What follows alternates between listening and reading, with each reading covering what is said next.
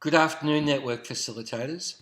This afternoon we're going to be looking at the first of a couple of sessions on communication around the whole idea of listening and responding. See, communication is at the heart of everything we do each day, whether we're at work or home or play. It involves both talking and listening, actively listening. Studies suggest that in today's technologically driven, fast-paced world, many people spend less and less time actually listening to each other. It's a wonderful privilege when someone offers you the time to speak to you about their life, about something deep and meaningful, and possibly even concerning or distressing. And the question for the listener is, how should I listen and respond both appropriately and honourably to them? How do I engage and answer in ways that will both help build a person up in the face of their challenge, help them clarify their feelings, and at the same time enable them to build a closer relationship with you? Perhaps even desire to cultivate a deeper understanding or insight into God in the midst of their circumstance. At this point, perhaps the most important thing to remember is that you can't solve any problem for another person, nor can you offer God as a simple solution to another's problem. Regardless of how sure you are of what the right thing to do is, you are not in their shoes. No matter how much insight you think you might have into your friend's life and concern, the truth is that people come to solve their own problems and engage their own journey in their own way and their own time. So how you listen and how you respond can ensure the other person will make a good decision, clarified and understand their circumstance, gain their own insights, and take you deeper in gratitude for your confidence in them. As an active listener, it's important to try to understand the message from the speaker's point of view. I know, talking with Jackie, often she will speak and I think I have heard her say one thing when actually she's saying something different. And so it never hurts to check in to say, have I actually heard you say this correctly? Then the speaker knows you're really listening and that you've understood what they've said. Nodding your head, smiling, eye contact are indications that you're tuned in. But in the season of COVID-19, where physical distance means most of our communication is either telephone or internet, text messages, however that works, the clarifying question, have I understood this? Or can you help me understand more of how you see this? These clarifying questions are really helpful. Epictetus said, we were given 2 ears but only 1 mouth because listening is twice as hard as talking. There's a distinct difference between listening and hearing. Hearing is a physical process where the sound enters our eardrum and messages are passed through to our brain. Rather, active listening can be described as an attitude that leads to listening for shared understanding. When we make a decision to actively listen, we listen for the content or the message of what's being said, as well as the attitude behind what's being said. Is the speaker happy, angry, excited, sad, or something else entirely? I know that when I go through the motions of simply hearing with Jackie, she will then pick that up and trot off and say something absolutely outrageous. And I've got to stop and say, hang on a minute, I was not just hearing you, I was listening, but it's listening and listening that occurs when we engage a really close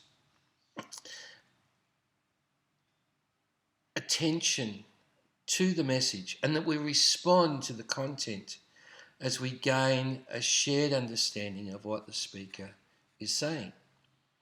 And I have a little exercise for you. And this is it. Jot down a description of those people in your life, around your life, who you find are excellent listeners. What criteria did you use to determine their excellence? Was it their attitude, their posture, how they listened to you? Is there a common denominator between or among these people? Are they family members, a friend, a co-worker, a neighbour, maybe someone else? Take a moment or two and consider that.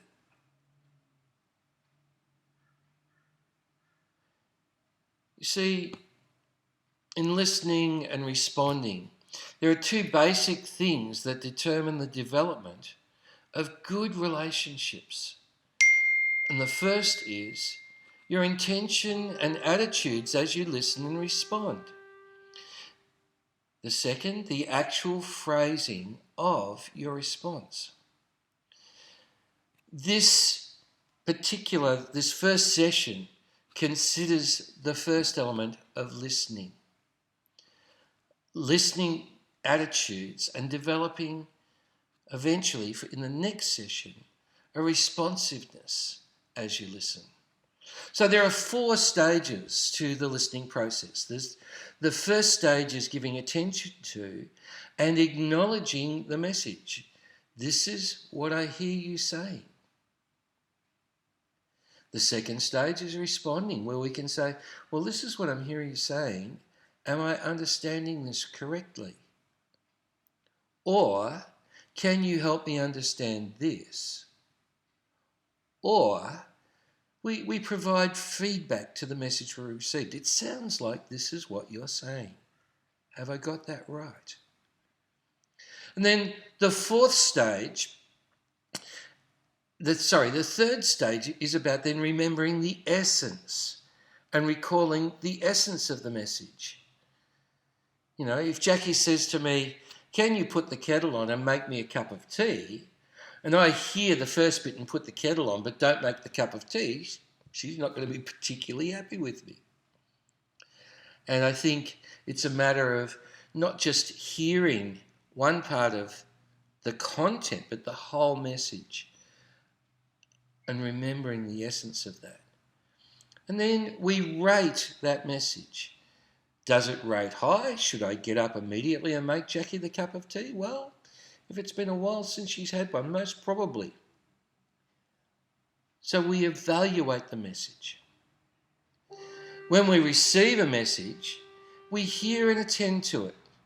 Receiving involves the verbal and non-verbal acknowledgement of communication. We can be selective in our reception, and often we will screen out those messages that are least relevant to us. And that's a challenge when we're listening. We also have a problem receiving all of the messages that come across our circumstance through the day. And given that our attention spans are reasonably short, around some 2 up to 20 seconds, if we hear something that doesn't resonate, the immediate thing we can do is switch off, and we lose our ability to listen. When we're actively listening, we're doing our best to listen well with presence and mindfulness. Mindful listening requires us to be engaged with the other person, with their words, with their behaviours, with their body language, and with the environment.